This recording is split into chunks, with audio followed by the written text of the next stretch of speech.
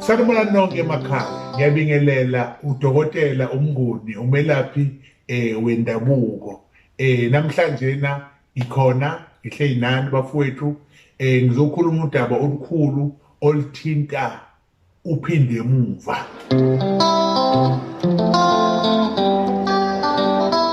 Kahle kahle njengoba sizinyanga asifundanga ubunyanga lobu abuyelwa esikoleni uyohlala phansi ubhale ufundiswe, kodwa mawubheka ubunyanga buyafana nemfundo, ngoba uma uthatha ubunyanga kuyakuphoqeleka ukuthi uhambe uye endodeni ithile noma uhambe uye kugogo othile, uhlale naye phansi akuthathe akufake imithi yokufunda ubunyanga ukuthi idlozi lakho elaliphatha izikhwama lixhumane nawe.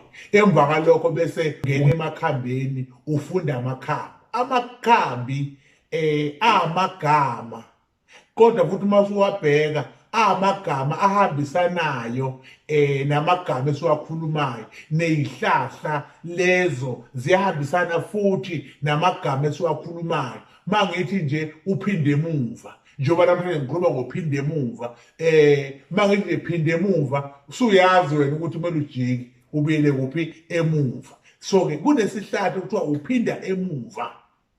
Lesi sihlahla lesi siyisihlahla esikhona, sihlahla esiningi, kodwa sinomsebenzi omkhulu omubi esiwenzayo. Lesi sihlahla lesi uma sizoba khona noma sizothathwa sikhiwe sisetshenziselwe umuntu othile, kuqala kwakumamaduku. Insizwa mayiqomile noma insizwa mayiqonyiwe, intombi mayiqomile, kwakubonakala ngey'duku ukuthi umfazi banibani beziwushaya zingenile iy'ntombi zazomisa iy'duku kubo. Bese kuba ukuthi lo phinde emuva abafana basuke bebanga leyo ntombi leyo bayayiyeka intombi makumele ihambise iduku, kuthiwa iy'ntombi ziyahamba ziyomisa iduku abanibani, hhayi zingahambi zijike endleleni, kuthiwa hhayi ziphinde emuva iy'ntombi zajika endleleni. Nalo sebenzisa umuthi athi hhayi zophinda emuva. Kube ukuthi uma umuntu ezolotsholwa kuthiwa ziyaphuma iy'nkomo, impela umkhwenyana uyolobola, kuvele kwenzeka isimanga, zigcine zingahambanga iy'nkomo, zime zigcine zingafikanga, kube ney'nkinga zigcine kungenzakalanga, kokunye ijike ziyongena kwenye indawo zingezi kuwe ebeziza kuwena, ngoba kusebenzisa ikhambi okuthiwa uphinde emuva. Leli khambi ligcine selenza ilumbo noma lenza isibopho sokuthi impela ugcine zijikile iy'nkomo zabuyela emuva, okuyinto eyenzekalayo noma ethi umuntu uyoqashwa aphase interview abahlule bonke abantu, kube khona othi ngeke ngidlule osibanibani, hhayi uyophinda emuva impela. Uyafika lapho sebona uqala emsebenzini kuthiwa hhayi phindela emuva sibonanga kahle. Omunye umuntu hambe ibanga elide akufanele agane, athi omunye hawu mina ngigananga, uyophinda emuva ngeke angene.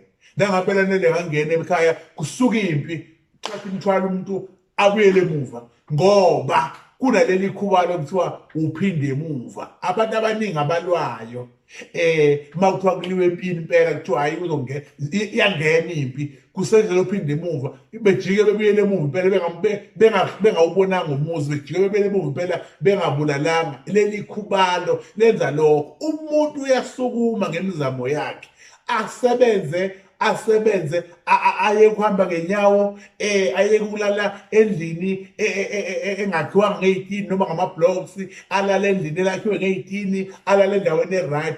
Kube khona abathi uyobuyela emuva, uyophinda emuva, siyogibela nayo ihumbi, ukubambe lo muthi kuphele konke, uqale phansi manje uyomisa ikhumbi. Kade waziwa, kade uhlonishwa, kade uhamba kahle, kodwa kube khona into okumele nje othi nje ngemshango uphinde emuva, uyobuyela emuva, uyohamba phansi, angeke afike la afuna ukuya khona. Phinde ubuyele emuva usungasenalutho, uqale phansi impilo ilokhu ihlehle njalo nje impilo. Lophinde emuva yiwo owenza ukuthi noma uthi uyangena kumuntu wesifazane kanti uqushiwe wafaka leli lumbu okuthi uphinde emuva uthi nithi niyadibana ngokuthi nimbatha ndawonye, hayi kube khona into ephinde emuva, gcine kwenzeke lutho ngoba lo muthi usebenzisa ukubuyisela izinto emuva, alikho iphambili. Ukuphinde emuva-ke kuyindlela ey'ningi nengayibalanga, kodwa khona kuyindlela ey'ningi ey'phindisa ubani umuntu emuva. Le nkulumo iqondene nawe, le nkulumo iqondene nomuntu omaziyo okade ezama enemoto namhlanje uhamba ngenyawo, kade ezama esebenza namhlanje akasebenzi, kade ezama elobola kodwa namhlanje akanankosikazi, kade ezama enomkhwenyana kumele amlobole kodwa wahamba wayolobola omunye umuntu wangamlobola yena. Yikho ubala wamshaya ngalo. Okungukuthi ikhona indlela uma usondela uza ongalashwa ngayo, ikhona indlela ongenziwa ngayo ukuphazamisa lophinde emuva kuwe, ngoba into zakho njena nje ingoba washawa ngaleli khubalo. Nakuphi la ukhona khona njengamanje uyazinuka amakhwapha, uyayibotha engathi nami le nduku iyangithola, ngoba le nduku uma ikubambile ngampela kade waziwa kakhulu, kuyaphela ukwaziwa la ngoba ushawe ngayo. Khona igama elishiwo abantu ukuthi kophela sofana, mabephethe umuntu waqala wathi kophela sofana, qaphela uyenza uphinde emuva ngoba phela umuntu othi kophela sofana umuntu ongasukumeli olokhe kuleyo level ephansi, bese ethi kuye kophela sofana ufuna ubuye manje wena onjani uzofana naye ucathule njengaye, ungabusaba lapho kade ukhona, bese beyakuhleka. Phinde emuva uyisichitho ngoba wenza ukuthi masubuyele emuva ungabuyeli kahle, okuyinto enjani wrong. Ilokho engixwayisa ngakho abantu, ngizobatshela futhi ukuthi ukhona umuthi onjalo, ikhona indlela ukuthi-ke usizakala.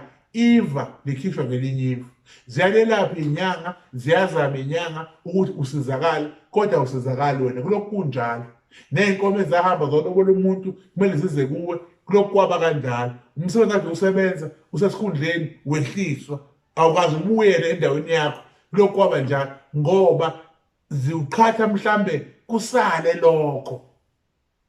Ngizothi-ke mina la ikhaya kuphelele. Uma unenkinga enjalo siyakwazi ukwelapha, siyakwazi futhi ukukusiza. Bakhona nabanye-ke engeke ngibasho okuthi bangakwazi ukukusiza. Bakhona nabanye ukuthi leli khubalo bayalazi ukulihlanganisa lenze into enjani ekhona, okuyinhlanhla enkulu ukuthi ulalele le show, ulalele luhlelo lwethu, uzokwazi ukuzibona ukuthi awuyiye phambili ngoba kwasetshenzwa kuwe uphinde emuva, kwaphinde emuva yonke into owawuthi uyayizama, kwaphinde emuva konke okuhle owakusebenzela. Dokotela wenu onithandayo kakhulu uMnguni oyohlala enani ngaso sonke isikhathi, engishoyo ukuthi thinte ungasabeli kude, khuluma nami ngizokunceda, ngilandele uzofunda okuningi, ngoba kungenzeka ukuthi namhlanje isihloko engikhuluma ngaso asakakuthinta kodwa siyenze sizokuthinta. Futhi ngenzeka namhlanje ngikhuluma kanje nje wena unankinga kodwa umaziyo unenkinga. Nansi indlela engeninika yona, nansi indlela enginichazela ngayo ukuthi-ke leli khambi lisebenza kanjalo. uNkulunkulu anenzele umusa-ke anigcine, nisalalele amavidiyo ami, nisalalele uhlelo lwami, nisizakale. Ningakhohlwa ukuthi ngaso sonke isikhathi ngisuke ngizokwenza okusha, ngisuke ngizonipha okusha. Ngiyacela ukuthi uNkulunkulu anigcine, anibusise, ningithinte uma nidinga usizo nizolithola. Inkosi inibusise, amen.